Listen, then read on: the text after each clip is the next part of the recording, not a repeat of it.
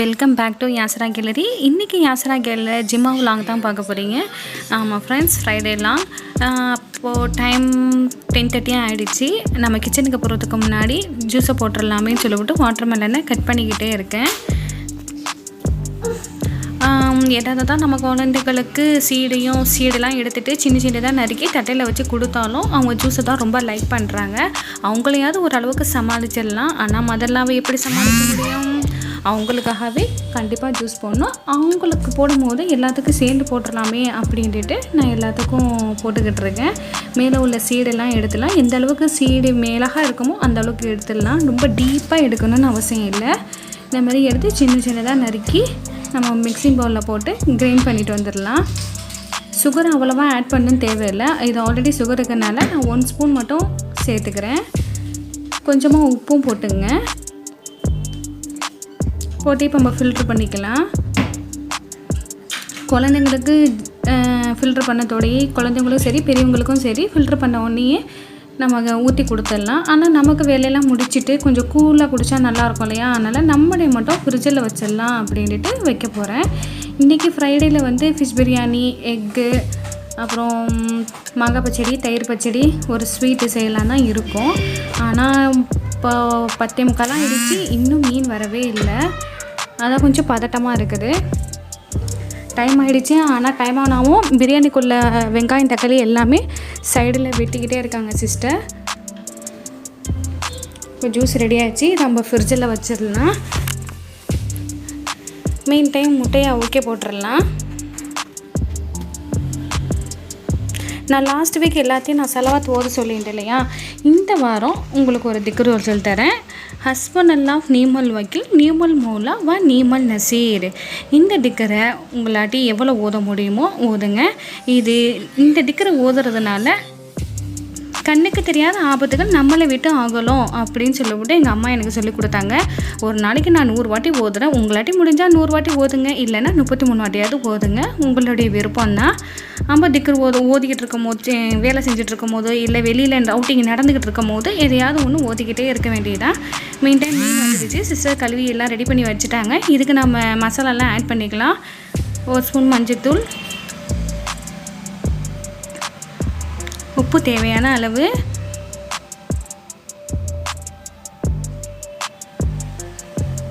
மிளகாய்த்தூள் 2 டீஸ்பூன்,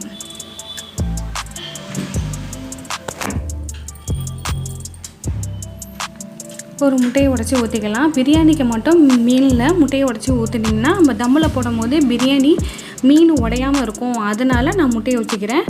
மற்ற டைமில் நீங்கள் மீன் பொரிக்கும் போது முட்டையெல்லாம் ஊற்றணுன்னு அவசியம் இல்லைங்க. இப்போ இஞ்சி பூண்டு 2 டீஸ்பூன் சேர்த்துக்கிறேன்.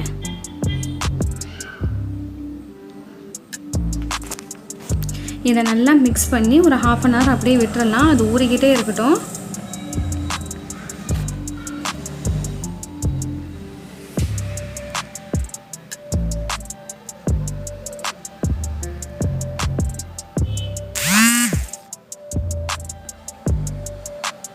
இப்போ 1/2 அன் ஹவர் ஆகிடுச்சிங்க. நம்ம மீனை பொரிச்சிடலாம். ஃபஸ்ட்டு தவா வைக்கலாம். இப்போ நான் தவாவுக்கு பதிலாக மீன் பிரியாணி போடுற சட்டியே வச்சிடுறேன். ஏன்னா அந்த தவாலாம் திரும்ப கழுவுணுங்க. அதனால் மீன் பிரியாணி இதில் தானே போட போகிறோம், அதனால் இதிலையே செஞ்சிடலாமே அப்படின்ட்டு எண்ணெயே சூட் பண்ணுறேன். சட்டிலெலாம் போச்சா மீன் வருமா அப்படின்னு உங்களுக்கு டவுட் இருக்கும். கண்டிப்பாக வரும் நினச்சி போட்டிங்கன்னா வரும். பாருங்கள், கொஞ்சம் கூட தீயவே இல்லை. அழகாக மீன் வந்துருச்சு. இதே மாதிரி நான் எல்லா மீனையும் போட்டு எடுத்துக்கிறேன். இப்போ நான் மாங்காய் பச்சடி வைக்க போகிறேன்னு சொல்லிட்டேன் இல்லையா? அதுக்கு தோலை உரிச்சிக்கிறேன். என்னதை தான் மாங்காவை கடையில் வாங்கி சாப்பிட்டாலும் அடுத்த வீட்டு கொல்லையில் கல்லை விட்டு அடித்து சாப்பிட்ற டேஸ்ட்டே தனி தான். அது மட்டும் இல்லைங்க, ஸ்கூலில் வாசலில் ஒரு பாட்டி பேப்பரில் 2 கீட்டு மாங்காய் வச்சு அதில் உப்பு மிளகாத்தூள் போட்டு கொடுப்பாங்க. அதோட டேஸ்ட்டும் வேறு தான். அதெல்லாம் ஒரு தருணங்க. இப்போ நான் இதை சின்னதாக நறுக்கிட்டேன். மெயின்டைன் முட்டையும் ரெடி ஆகிடுச்சு. அதை இறக்கி வச்சுட்டு மாங்காய் பச்சடிக்குள்ள பேனை வச்சு கொஞ்சமாக எண்ணெயை ஊற்றி தாளிக்கிறதுக்கு கடுகு, காஞ்ச மிளகாய் போட்டு தாளிச்சிட்டு கட் பண்ணி வச்சுக்கிறேன் மாங்காவை இதில் சேர்த்துக்கிறேன். இது கூட கொஞ்சமாக உப்புத்தூள், கொஞ்சமாக மஞ்சத்தூள் மட்டும் போதும். வேறு எதுவுமே ஆட் பண்ண தேவையில்லை. தண்ணி மட்டும் வேகிறதுக்கு ஒரு டம்ளர் ஊற்றிக்கிட்டு நம்ம வேக வச்சிடலாம். எங்கள் அம்மாலாம் தனியாக மாங்காவை வேக வச்சு தனியாக தாளித்து விடுவாங்க. ஏண்டாக்கா மாங்காய் புளிக்கும் அப்படின்ட்டு. ஆனால் நான் இந்த மாதிரி செய்கிறேன். எனக்கு எந்த டிஃப்ரெண்ட்டும் தெரியல, நல்லா தான் இருக்குது டேஸ்ட்டு. வேலையும் மிச்சம் இல்லையா, அதனால் நான் இந்த மாதிரியே ஃபாலோ பண்ணுறது. இப்போ அது வேகட்டும், நம்ம மூடி போட்டு வச்சிடலாம். இப்போ மீன் எல்லாத்தையும் பொரித்து எடுத்தாச்சு. எண்ணெய் மட்டும் கம்மியாக இருக்குது. மேங்கொண்டு இதுக்கு கூட எண்ணெயை ஊற்றி மசாலாவை ரெடி பண்ண வேண்டியதான். இப்போ எண்ணெய் ஊற்றிட்டேன். பட்டை, கிராம்பு, ஏலக்காய் 4 ஸ்பைசஸ் சேர்த்துக்கிறேன்.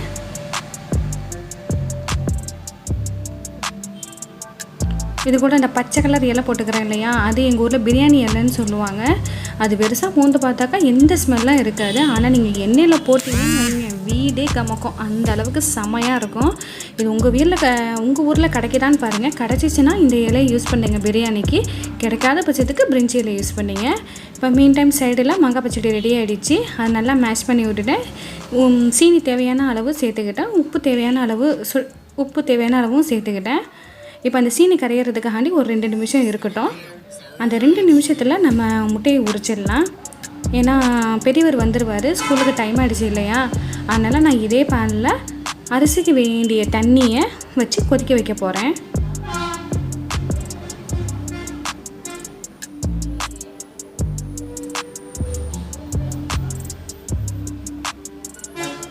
இந்த டைம் இப்போ மாங்காய் பச்சடி ரெடி ஆகிடுச்சு. ஃபைனலாக கருவேப்பிலை போட்டு நம்ம அதை இறக்கி வச்சிடலாம்.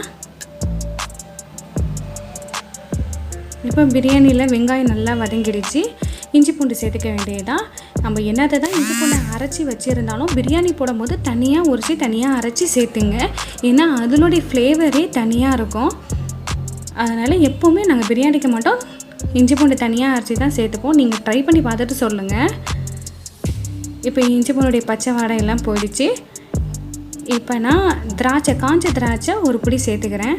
ஏன்னா பிரியாணி சாப்பிட்டுட்டே இருக்கும் போது அந்த திராட்சையுடைய இனிப்பு பல்லில் தென்படும் போது அது ஒரு கூடுதல் சுவையாக இருக்குது. அதனால் எங்கள் வீட்டு பிரியாணியில் நாங்கள் கண்டிப்பாக சேர்த்துப்போம். இப்போ நான் தக்காளியை போட்டு நல்லா குழையிற வரைக்கும் அது அடுப்புலேயே இருக்கட்டும். நம்ம அதுக்குள்ளே ஒரு மூடியை போட்டு வச்சிடலாம். இது வதங்குற நேரம் நம்ம வேறு ஏதாவது ஒரு சின்ன வேலையை போய் பார்த்துட்டு வந்துடலாம். இப்போ பிரியாணிக்கு தேவையான 2 பல் தேங்காய், முந்திரி, கசகசா எல்லாத்தையும் நான் ஊற வச்சுட்டேன். ஒரு 1/2 hourக்கு முன்னாடி ஊற வச்சுட்டேன் மிக்ஸி பவுல்லையே. பிரியாணி மசாலா ரெடி ஆகும் போது நம்ம கிரைண்ட் பண்ணிக்கலாம் அப்படின்ட்டு. இப்போது மசாலாவுக்கு 1.5 டீஸ்பூன் மிளகாத்தூள் சேர்த்துக்கிறேன். இப்போ நான் அதை அரைச்சிட்டு வந்துட்டேன். இப்போ தயிர் சேர்த்துக்கிறேன். எந்த அளவுக்கு நம்ம பிரியாணிக்கு தயிர் சேர்க்குறோமோ அந்த அளவுக்கு ரொம்ப டேஸ்ட்டாக இருக்கும். இப்போ நான் அரைச்சி முந்திரி, கசகசா, தேங்காய் அதையும் இதில் சேர்த்துக்கிறேன்.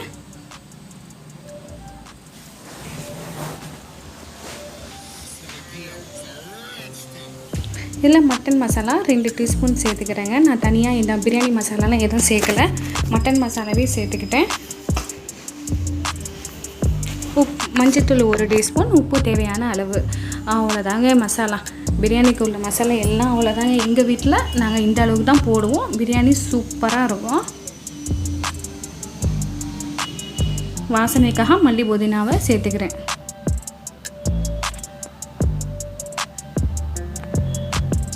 உப்பு வாயில் வச்சு பார்த்துட்டு பத்தலைன்னா நீங்கள் இன்னும் கொஞ்சம் உப்பு ஆட் பண்ணிங்க.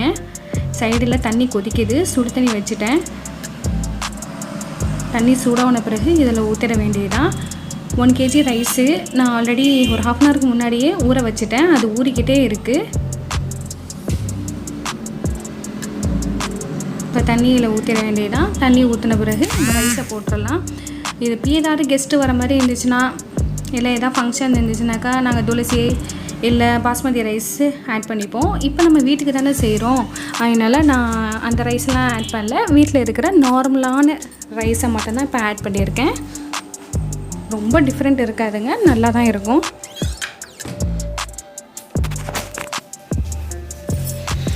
அது கொதி வந்துக்கிட்டே இருக்கட்டும். இப்போ மாங்காய் பச்சடிக்கு கேரட் சீவிக்கிறேன். இது லாஸ்ட்டு பீஸ். இதுக்கு மேலே தீவுனா என் கை கீறி விட்டுடும், அதை நான் என் வாயில் போட்டுக்கிறேன். இப்போ வெங்காயத்தை பொடிசாக நறுக்கிக்க வேண்டியதான்.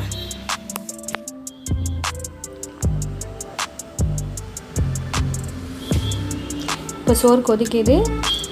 தண்ணியெலாம் வத்திடுச்சான்னு பார்ப்போம். இல்லை ஃப்ரெண்ட்ஸ், தண்ணியெலாம் இன்னும் வற்றலை. இன்னும் கொஞ்சம் நேரம் இருக்கட்டும். வற்றுற ஸ்டேஜில் இந்த தம்மு போட்டுடலாம். இப்போ நம்ம மூடியை போட்டு அப்படியே லோ ஃப்ளேமில் வச்சிடுறேன். எந்த அளவுக்கு வெங்காயத்தை நல்லா பொடிசாக நறுக்க முடியுமோ அந்த அளவுக்கு பொடிசாக நறுக்கிங்க. அப்போ தான் அந்த தயிரோடு சேர்ந்த மாதிரி இருக்கும். அதனால் ரொம்ப நல்லாயிருக்கும். பொடிசாக நறுக்கினா தான் அதோட டேஸ்ட்டே நல்லாயிருக்கும். இப்போ பாருங்கள், ரைஸு நல்லா தம்முற போகிற மாதிரி ஆகிடுச்சு. இந்த ஸ்டேஜில் நம்ம பொரிச்சு வச்சுக்கிற மீன் எல்லாத்தையும் இதில் வச்சிட வேண்டியதான். அப்போ தான் மீனோட ஃப்ளேவர் ரைஸில் ஃபுல்லாக இறங்கும். அதனால் நான் இப்போ ஃபுல்லாத்தையும் சேர்த்துட்டு ஒரு பெரிய தோசைக்கல்லை வச்சு நல்லா சூடான பிறகு இந்த சட்டியை தூக்கி அதில் வச்சு தம்மு போட போகிறேன்.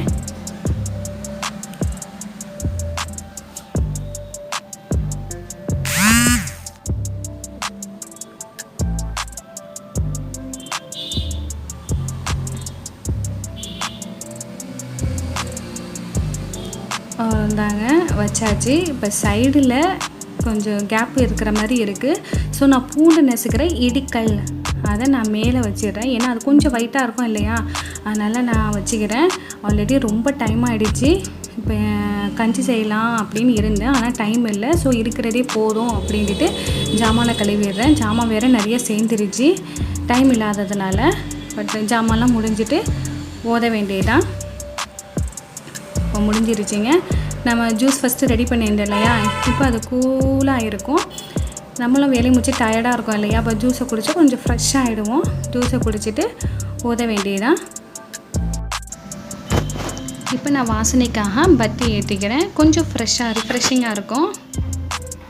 நான் லாஸ்ட் வீக் அல்பக்ரா ஓத சொன்னேன் இல்லையா, யார் யார் ஓதுனீங்க கமெண்ட்டில் சொல்லுங்கள். ஓதாதவங்க ஓத ஆரம்பிச்சிடுங்க இன்ஷா அல்லாஹ். இப்போது ஜும்மா டைம் முடிஞ்சிருச்சு, லன்ச் டைம் வந்துருச்சு. இப்போ சாப்பிட வேண்டியதான். நம்முடைய பிரியாணி, முட்டை, பச்சடி, வெங்காய பச்சடி எல்லாம் ரெடி ஆகிடுச்சு. நானும் அவங்க கூட சேர்ந்து சாப்பிட்றேன். இந்த சிறப்புமிக்க ஜும்மா நாளில் உலக மியூமீனான ஆண் பெண் அனைத்து பாவங்களை மன்னித்து உங்களுடைய என்னுடைய ஹலான ஹாஜத்துக்களை நிறைவேற்றி தரும்படி துவா செய்தவனாக இந்த விலாங்கை நிறைவு செய்கிறேன். மீண்டும் ஒரு நல்ல ரெசிபியோட இல்லை விலாங்கோட உங்களை மீண்டும் சந்திக்கிறேன்.